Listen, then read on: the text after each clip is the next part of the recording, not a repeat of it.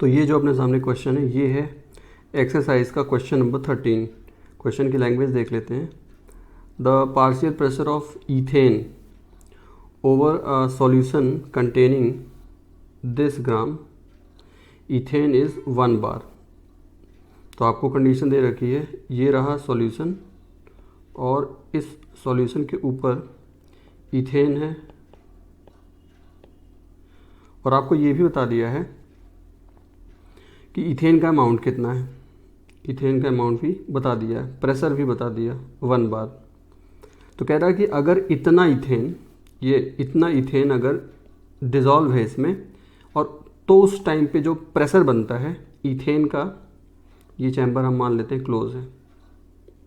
तो हम कह रहे हैं कि अगर इतने ग्राम इथेन डिज़ोल्व कर दिया जाए तो इथेन वेपराइज होके फिर ऊपर भी जाएगा, वाटर में तो है ही, वाटर के बाद फिर ऊपर भी जाएगा।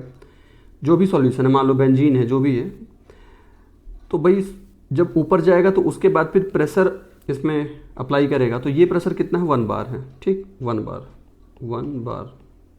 अब कह रहे हैं कि भाई अगर इतना अमाउंट डिज़ोल्व कर दें। अब हमने दूसरा केस ले लिया, हम ले लेते हैं केस सेकंड।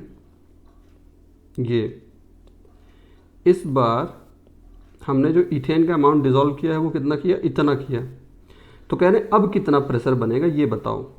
ठीक है, तो भाई ऐसा है कि हमें पता है कि हेनरी का जो लॉ है उसके अकॉर्डिंग जो मैथमेटिकल इक्वेशन बनती है वो कुछ इस तरह से बनती है कि हमने बताया था कल कि हेनरी ने बताया कि अगर आप प्रेशर इंक्रीज़ करोगे, अगर आप प्रेशर इंक्रीज़ करोगे तो जो गैस है लिक्विड के ऊपर, सॉल्यूशन के ऊपर, उस गैस का जो सॉल्युबिलिटी है सॉल्यूशन में वो इंक्रीज़ हो जाएगी। ठीक है, और सॉल्युबिलिटी को हमने कल की क्लास में जो डिस्कस किया था, सॉल्युबिलिटी को एक्सप्रेस करने का हमारा तरीका क्या था, मोल फ्रैक्शन था। तो क्या बोला जा रहा है कि अगर प्रेशर इंक्रीज़ करोगे तो मोल फ्रैक्शन भी इंक्रीज़ हो जाएगा। तो इन दोनों के बीच डायरेक्टली प्रोपोर्शनल का रिलेशन हुआ, और अगर हम इज इक्वल टू लगाते हैं तो हमने यहाँ पे के कांस्टेंट ले लिया था। तो ये जो मैथमेटिकल एक्सप्रेशन है हेनरी के लॉ का, इस मैथमेटिकल एक्सप्रेशन में सॉल्युबिलिटी की जगह पे हमने क्या लिया है, मोल फ्रैक्शन लिया है। लेकिन इस क्वेश्चन में मोल फ्रैक्शन नहीं दिया है। हम चाहें तो इसका मोल फ्रैक्शन कैलकुलेट करके भी कर सकते हैं, लेकिन वो थोड़ा सा लंबा हो जाएगा। हम इसको ऐसे भी लिख सकते हैं कि जो ये मैथमेटिकल इक्वेशन है इसको इस तरीके से भी कह सकते हैं कि भाई जितना आप अमाउंट इस लिक्विड में डिज़ोल्व करोगे उतना ही ज़्यादा इसका प्रेशर भी बनेगा। यानी कि इसमें जितना ज़्यादा, भाई अभी मैंने क्या बोला कि अगर आप प्रेशर करोगे ज़्यादा तो इथेन का अमाउंट होगा सॉल्यूशन में ज़्यादा, यानी इथेन के मोल फ्रैक्शन है वो होगा ज़्यादा। हम इसको दूसरे तरीके से भी बोल सकते हैं कि अगर अमाउंट होगा लिक्विड में ज़्यादा तो उससे जो प्रेशर प्रोड्यूस होगा वो ज़्यादा। तो ऐसे भी बोला जा सकता है। तो हमने हेनरी के लॉ को ही मैथमेटिकली इस तरीके से लिख दिया क्वेश्चन की डिमांड के अकॉर्डिंग। तो हमने लिखा कि यार जो मास है, मास किसके डायरेक्टली प्रोपोर्शनल है, पार्शियल प्रेशर के।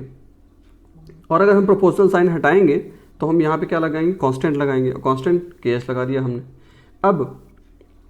अब यहाँ पे देखिए, हमसे यहाँ पे 2 केस हमें दे रखे हैं, हमने दोनों का डायग्राम बना दिया है। अब दोनों केस को अलग अलग देखें।